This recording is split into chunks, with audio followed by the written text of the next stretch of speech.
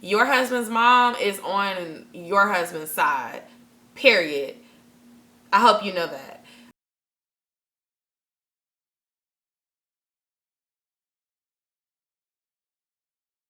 Hey everybody, welcome to my channel. My name is Yosha and I'm your go-to girl for all things real. About a year ago, I did a video discussing why marriage was hard as hell, and I'll link that on the card above. But I decided to do a follow-up video because it's been another year. We celebrated our anniversary on November the 3rd, and we are getting ready to head into year 3. Like, we're in year 2, but going towards year 3.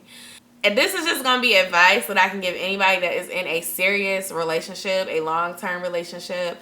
I've had some other similar chats, and I'll try to link those in the card above as well. Check out that info card if you want to watch those as well after this video. The first advice that I would just give is that try to maintain your individuality as a married person once you get married. I think it's hard to do. A lot of us, when we get in relationships, we lose ourselves because we are so in love with the idea of being in love and having a boyfriend and having someone. And I think with marriage, you really get to see people for who they are. And even when you live with someone for the first time, you get to see people for who they are. And you get to see like interests of people. When you are in a marriage, you initially start off kind of like compromising and trying to do what the other person wants to make them happy. But then as time goes on, you can't continue to pretend to be something that you're not. Initially, it's like the both of you may decide not to say how you really feel about certain things, and you just kind of accept them. But as time goes on, what you accept becomes what you regret. And resentment and frustration can begin to build up because you didn't communicate. Currently, I'm reading a book and it's about setting boundaries in marriage. And I'll link that up below in my description box just in case you'd want to check it out. Last year, I read The Secret Life to Love Languages. And I haven't read much of the boundaries book yet, but from what I can see, there is a slight overlap in part. This book about boundaries goes deeper into it, but the love languages book is kind of like about understanding how your partner wants to be loved, what love language is for your partner versus you. Most people don't have the same love language as their partner, and so it's like within understanding what your love language is and understanding what your partner's love language is, you also have to understand what is important to your spouse. And if you don't understand what's important to your spouse before you get married, you're going to have challenges during your marriage because you may not be on the same page. I don't know why I had that comb in my hand. So, for example, for me, finances and stability are super important to me. It's always been important to me because I've been poor before. I've struggled before. And I didn't have a horrible childhood, but some of the things that I endured was because of lack of finances. So when I set my life up, pregnancy and all the other things that occurred, having a stable life was something that was important to me. And now, even more so than ever, because I am a mom and I have so many aspirations, I don't want to be in a situation where I'm homeless or I lose everything or, you know, I'm struggling and living paycheck to paycheck with no option, working a job I don't like, and am killing myself emotionally and mentally to where I'm going to end up passing from a stroke or a heart attack because of stress. On the other hand, you know, family and travel and enjoying nice things are important to me too. But my love language is not gifts. You know, I don't really care about gifts all the time. I love to be surprised with nice things. I love when people think of me.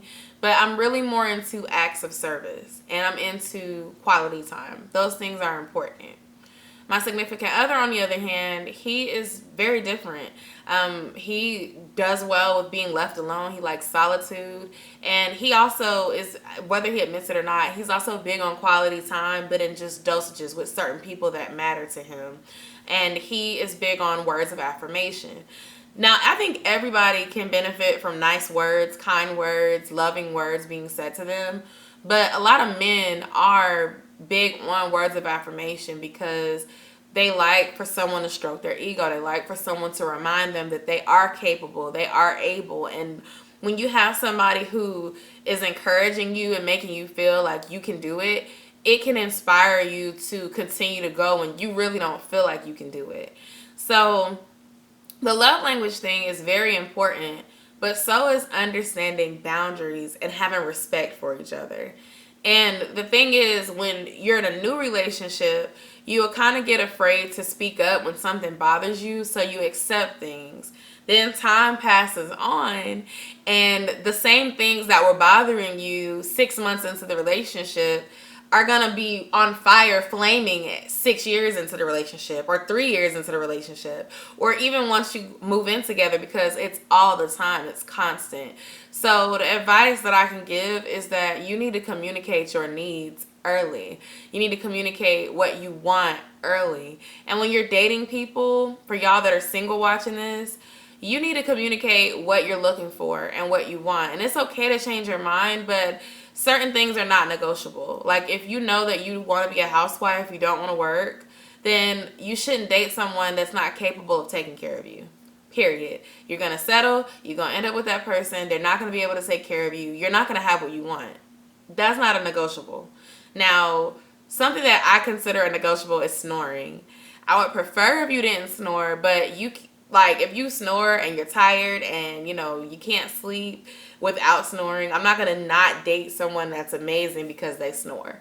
Like, not snoring and not providing, that's two different things. And you are going to go through seasons. Your significant other may go through a season where they can't provide. And to me, it doesn't mean you end a relationship because they went through a season. Seasons are going to happen, whether y'all are in the best relationship and you've prepared in every way that you can. Like, there is no true long-term relationship without tests. And that's just me being real.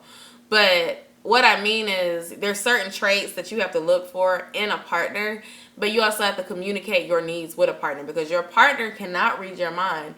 Your partner does not know you're not happy initially, if you don't communicate that. So it's like, you don't want to blindside your significant other 6 months later with an issue that's been bothering you for that long, if you could have said something from the beginning. And I know it's not easy. Like, a lot of us are not good with conflict.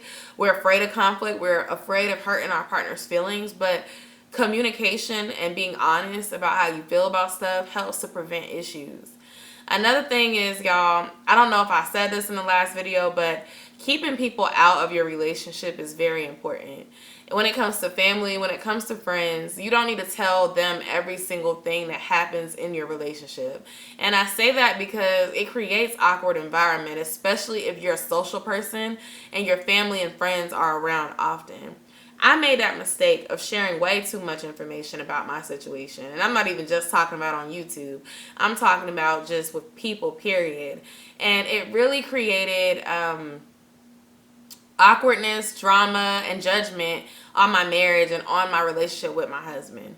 That's one of my biggest regrets and errors in marriage that I wish I wouldn't have done. And I should have remembered that, because when I was in my last long-term serious relationship, that was a mistake that I made there too. When you are with somebody and you love them and y'all mess up, your significant other forgives you. You forgive them. But the thing is, the family members, the friends, they're not going to forget it. They're going to remember. They got to tally up for your significant other. And they're on your side first, period. Your husband's mom is on your husband's side, period. I hope you know that. Just like as a woman, if your dad is around, even if your mom is around, like, your family is on your side, period. So it's like, when you bring those people into your problems, they're keeping tallies on your husband, your significant other. And when you forgive them, they may have not forgiven. Or they'll say they forgive, but they haven't forgotten. And I'm not saying that you have to forget, especially when there's things that need to be, fixed, changed, whatever. But what I am saying is that you put your relationship in an awkward place when you have to come around those friends and family and you've been talking bad about your significant other to them. They're still mad, you're not. You're all glowing and happy, and they like, look at him, just da da da da. So any advice I can give, especially to you ladies, I know men tend to kind of keep their stuff in a little bit more. They kind of vent to their homeboys more than they vent to their mamas.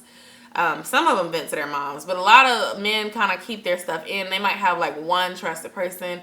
Women, especially sociable, extroverted women, talk a lot and they just tell too much. And that does the most damage when it comes to family. Another thing is, don't be afraid to counsel. I think counseling has been something that's really helped in the journey of getting that intimacy back. We have come a long way. We still have more work to do, but we're still working on it. And I think that don't be afraid to go counseling for yourself. I'm so excited, but I'm going to be starting counseling for myself very soon. I'm actually starting it in about a week, 2 weeks from now.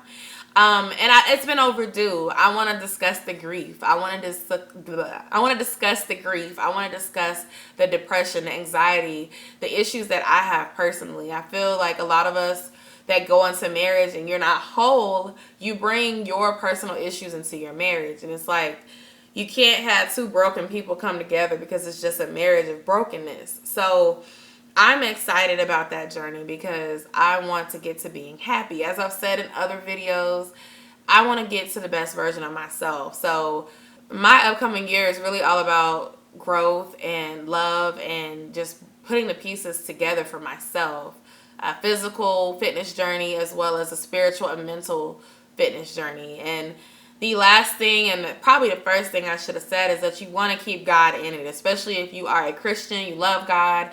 Keep God in your marriage. Keep God there. When you're going through things, write them down in your journals, in your phones. Pray to God about it often. And pray when things are going good. Give God thanks when they're going good. But it's like, I'm to the point where I'd rather keep it to myself, talk to God, than talk to anyone else. Because at the end of the day, when you get married, you chose your husband. Your husband chose you. Y'all chose each other. So when you involve a lot of outside people, and I'm not talking about a counselor, because a counselor is a professional that is there to help, that is unbiased, that is not on either one of your sides. They're on the side of the two of you fixing your issues. But when it comes to the family and the friends, it's biased from the beginning because they already have an attachment to one of you, especially parents. So that's my update on marriage, my marriage advice. If you have any questions, comments, go ahead and leave them down in the comment section. If you want to see a video with me and my husband, let us know that as well. I want to thank you for watching this video, and I'll see y'all in my next one. Bye.